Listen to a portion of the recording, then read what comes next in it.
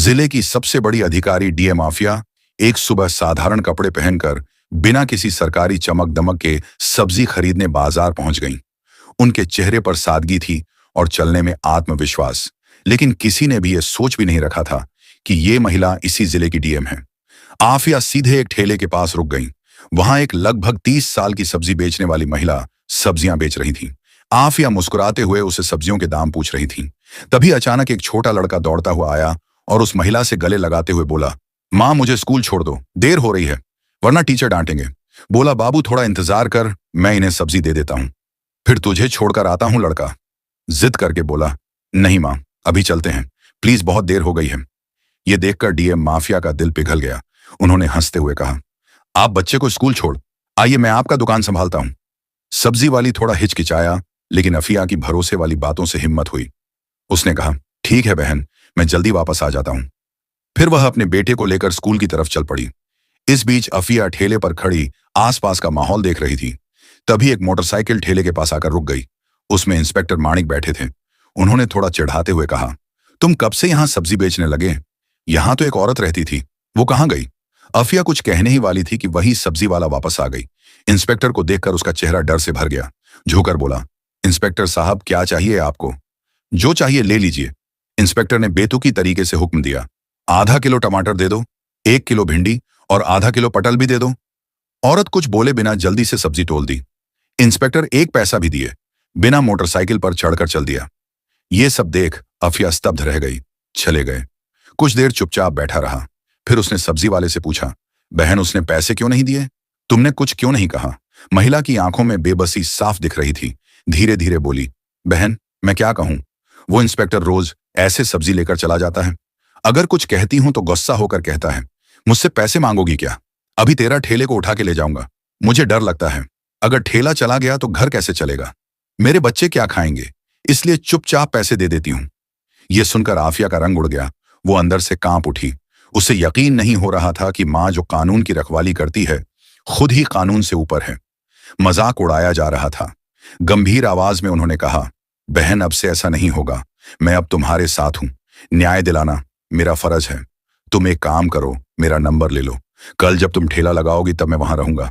तुम्हारे बजाय तुम घर आराम करो। बाकी मैं देख लूंगा कि वो इंस्ट्रक्टर पैसे देता है या नहीं, और अगर नहीं देता तो मैं उसे कानून की ताकत दिखाऊंगा। महिला की आंखों में आंसू थे, लेकिन पहली बार उसके अंदर सुकून और उम्मीद की किरण भी चमकी। अगले सुबह अफिया एक गांव की महिला बनकर गई। न कोई मेकअप, न कोई पहचान। सामान्य साड़ी पहनी थी और सिर पर ओढ़नी रखी थी। ठेले के पास आकर खड़े हो गए। ठेले पर बहुत सारी सब्जियां सजी हुई थीं। सब कुछ तैयार था। कुछ ही देर में इंस्पेक्टर माणिक अपनी मोटरसाइकिल लेकर वहां पहुंच गए।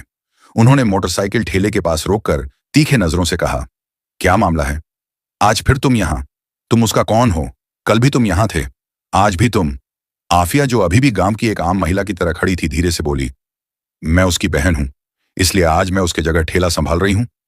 इंस्पेक्टर ने घृणित हंसी देते हुए कहा, तो फिर तुम तो बहन से भी ज्यादा खूबसूरत हो। आज बहुत सुंदर लग रही हो। फिर अपनी आंखों से उसे सिर से पांव तक निहारने लगा और बोला, चलो छोड़ो, ये सब मुझे 1 किलो टमाटर दो और साथ में थोड़ा धनिये की मिर्च भी दे दो। अफिया बिना कोई प्रतिक्रिया दिए सब्जी तोलने लगी और चुपचाप हाथ में दे दी। इंस्पेक्टर सब्जी लेकर वापस जाने लगा और मोटरसाइकिल स्टार्ट की। तभी अफिया सख्त आवाज में बोली, रुको, तुमने अभी तक सब्जी का पैसा नहीं दिया, पैसा दो। ऐसे नहीं चलेगा। इंस्पेक्टर नाराज होकर बोले, किस पैसे की बात कर रहे हो? मैं तो रोज फ्री लेता हूं। तुम्हारी बहन से पूछो, वो कुछ नहीं कहती, और तुम मेरे सामने ज्यादा बात मत करो। फिर वह जाने लगे। तभी अफिया तेजी से बोली, आप मेरे बहन से जैसे सब्जी लिए हैं, वैसे निक ने मुझसे नहीं ली। हमें भी सब्जी के पैसे देने पड़ते हैं। हमें भी खर्चा करके सब्जी लानी पड़ती है, और अगर एक दिन भी सब्जी नहीं बिकी तो हमारे घर में चूल्हा नहीं जलेगा। आपके जैसे लोग मुफ्त में सब्जी लेकर हमारे पेट पर लात मारते हैं। यह सुनते ही इंस्पेक्टर का चेहरा गर्व से लाल हो गया। वह गुस्से में आकर अफिया के गाल पर जोरदार थप्पड़ मारा।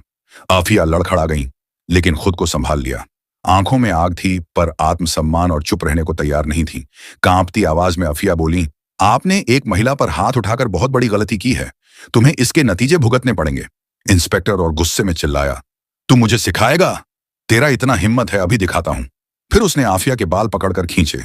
आफिया दर्द से करा उठी, लेकिन बाल छुड़ाकर बोली, यह सब बहुत गलत हो रहा है। मैं तेरे खिलाफ रिपोर्ट करूंगी। तुझे सब्जियों के पैसे देने ही होंगे। लेकिन इंस्पेक्टर अपनी पद की ताकत में मदहोश था। बोला, रिपोर्ट कर, अगर तेरे में इतना हिम्मत है तो। तू एक सब्जी विक्रेता है और मैं इस थाने का इंस्पेक्टर, मैं तुझे यहीं से खरीद सकता हूं। ज्यादा बोला तो उल्टा तुझे जेल में डाल दूंगा। ये कहकर वह मोटरसाइकिल पर चढ़ गया और स्टार्ट करके चला गया। आफिया पहले तो कांप रही थी, फिर भी उसने खुद को संभाला। उसने पूछा कि ये इंस्पेक्टर कितना नीचे जा सकता है। कुछ देर ठेले के पास बैठने के बाद उसने सब्जी वाले को फोन किया और कहा, अब तुम ठेले पर आओ। सब्जी वाली आते ही आफिया चुपचाप वहां से निकल गई। घर जाकर उसने अपने कपड़े बदले और पीले रंग का सलवार सूट पहनकर एक आम औरत की तरह थाने पहुंची। थाने पहुंचकर देखा कि इंस्पेक्टर मानिक वहां नहीं था। एक हवलदार डेस्क पर बैठा था। आफिया ने सीधे उससे पूछा, मुझे रिपोर्ट करनी है इंस्पेक्टर मानिक से, और एसएचओ साहब से भी मिलना होगा। हामिलदार ने जवाब दिया, इंस्पेक्टर साहब कुछ काम से घर गए हैं और एसएचओ साहब फील्ड विजिट पर बाहर गए हैं। आप चाहें तो थोड़ी देर बैठिए। अफिया की आंखों में अब न्याय की आग जल रही थी और ये आग अब फिर बुझने वाली नहीं थी। थाने में कुछ वक्त बिताते ही अचानक दरवाजा खुला और एसएचओ आतिक राणा अंदर आए। भारी कदमों से अंदर आते ही उनकी नजर पीले सलवार सूट पहने उस आम महिला पर पड़ी जो कोई और नहीं, खुद डिप्टी मजिस्ट्रेट माफिया थी। आतिक राणा ने सख्त आवाज में पूछा, तुम कौन हो, यहां क्यों आई हो? अफिया ने शांत स्वर में कहा, मुझे रिपोर्ट बनानी है। यह सुनकर आतिक राणा तंज कसते हुए हंस पड़े। रिपोर्ट बनानी है तो पहले कुछ खर्चा लेकर आए हो? यहां रिपोर्ट बनाने के लिए 10 से 15,000 रुपए लगते हैं। लाए हो तो निकालो, वैसे भी तुम्हारी रिपोर्ट लिख दूंगा। यह सुनकर आफिया का चेहरा गंभीर हो गया और गंभीर आवाज में बोली, किस पैसे की बात कर रहे हैं? रिपोर्ट बनाने के लिए कोई फीस नहीं लगती। आप रिश्वत क्यों मांग रहे हैं? आतिक राणा हंसते हुए बोले, किसने कहा तुम्हारी रिपोर्ट मुफ्त बनेगी? यहां जो भी आता है अपनी मर्जी से पैसे देता है और नहीं दिया तो उसकी रिपोर्ट नहीं बनती। अब तुम्हारी मर्जी। आफिया ने गहरी सांस ली, बोली, ठीक है, ये लो 10 रुपए, अब रिपोर्ट लिखो। पैसे लेकर आतिक राणा ने पूछा, किसके खिलाफ रिपोर्ट है? आफिया गंभीर होकर बोली, इंस्पेक्टर मानिक के खिलाफ। उन्होंने एक सब्जी बेचने वाली औरत के साथ बदतमीजी की है। रोज वो उसकी ठेली से बिना पैसे सब्जियां ले जाते हैं और जब मैंने विरोध किया तो उन्होंने मुझ पर हाथ उठाया। मैं इसके खिलाफ सख्त कानूनी कार्रवाई चाहती हूं। आतिक राणा का चेहरा मुरझा गया। उनके चेहरे पर डर साफ दिख रहा था। घबराते हुए बोले, वो तो हमारे थाना के सीनियर इंस्पेक्टर हैं और वैसे भी अगर कोई फ्री में चीज देता है तो उसमें क्या बुरा है? हम पुलिस थोड़ा ऐसे ही हैं। आफिया अब सब कुछ समझ चुकी थी कि यह सिस्टम अंदर से ही सड़ा हुआ है। ये लोग सिर्फ यूनिफॉर्म नहीं पहनते, गरीबों की बेबसी का व्यापार करते हैं। वह कुछ बोले बिना चुपचाप थाने से बाहर निकल गई, लेकिन उसकी आंखों में अब आग जल रही थी। अगले दिन सुबह डीए माफिया यूनिफॉर्म पहनकर गाड़ी लेकर सीधे उसी थाने पहुंचा। उसके साथ था उसका सरकारी गार्ड। थाने के गेट पर यूनिफॉर्म में उसे देखकर पूरा स्टाफ दंग रह गया। अंदर इंस्पेक्टर मणिक और एसओ आतिक राणा दोनों मौजूद थे। उनके चेहरे पर डर साफ दिखा जब उन्होंने उस लड़की को देखा जिसे उन्होंने अपमानित किया था। लेकिन आज वह कोई आम महिला नहीं है, वह जिले की डीएम थी। घबराकर दोनों ने एक साथ कहा, आप कौन हैं और ये यूनिफॉर्म क्यों पहनी है? अफिया की आंखों में अब एक अधिकारी की गरिमा झलक रही थी। गंभीर आवाज में कहा, यूनिफॉर्म नहीं दिख रही? मैं इस जिले की डीएम अफिया हूं और अब मुझे सब पता चल गया है कि इस थाना में गरीबों को कैसे डराया जाता है, उनसे पैसे कैसे वसूले जाते हैं और कानून के नाम पर अत्याचार कैसे किया जाता है। दोनों के पैर जमीन से कट गए। घबराकर उनकी आवाज कांपने लगी। मैडम, आप क्या कह रही हैं? अगर आप सच में डीएम हैं तो फिर आईडी दिखाइए। आफिया बिना कुछ कहे अपनी बैग से सरकारी पहचान पत्र निकालकर आतिक राणा के सामने रख दिया। आईडी देखकर आतिक राणा का हाथ कांपने लगा। उसका चेहरा सफेद पड़ गया। तुरंत हाथ जोड़कर झुकते हुए बोला, माफ करना मैडम, मुझे पता नहीं था कि आप डीएम हैं। मेरी बड़ी गलती हो गई। पीछे खड़े इंस्पेक्टर मानिक भी उस समय डर गए थे। वे भी हाथ जोड़कर बोले, मैडम जी माफ कीजिए, जो हुआ भूल जाइए, फिर कभी नहीं होगा। दोनों ऑफिसर शर्मिंदगी से सिर झुकाए खड्डी डीढ़े थे, लेकिन डीएम आफिया की ठोड़ी अब किसी नरमी, कोई बात नहीं, कड़क आवाज में बोले, आज से तुम दोनों को सस्पेंड करती हूं और जो काम यूनिफॉर्म पहन के जो कुछ किया है उसका हिसाब अब कानून करेगा। इस जिले में अब गरीबों का अपमान नहीं होगा और यूनिफॉर्म के पीछे छुप के लूटपाट भी नहीं चलेगी। फिर पीछे खड़े स्टाफ को आदेश दिया, इन दोनों को तुरंत सस्पेंड किया जाए और इनके खिलाफ विभागीय जांच शुरू हो। पूरा थाना अब सन्नाटा था। दो माफिया ने फिर से साबित कर दिया कि यूनिफॉर्म सिर्फ ताकत नहीं, जिम्मेदारी का प्रतीक है। अफिया ने सख्त आवाज में दोनों ऑफिसर्स की ओर देखते हुए कहा, तुम दोनों माफी के काबिल नहीं हो। आज जो किया वो एक ऑफिसर के लायक नहीं था। अगर मैं तुम्हें माफ कर दूं तो तुम फिर वही गलती करोगे, फिर से किसी गरीब को तंग करोगे, किसी बेबस की आवाज दबाओगे।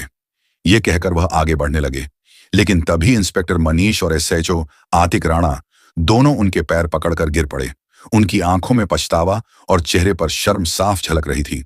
आतिक राणा बोले, मैडम आप सही कह रही हैं, हम वाकई माफी के काबिल नहीं हैं, लेकिन एक आखिरी मौका दीजिए, हम सच में बदल जाएंगे। आज से किसी गरीब को तकलीफ नहीं देंगे, किसी से बेवजह पैसे नहीं लेंगे और हर फरियादी की इज्जत करेंगे।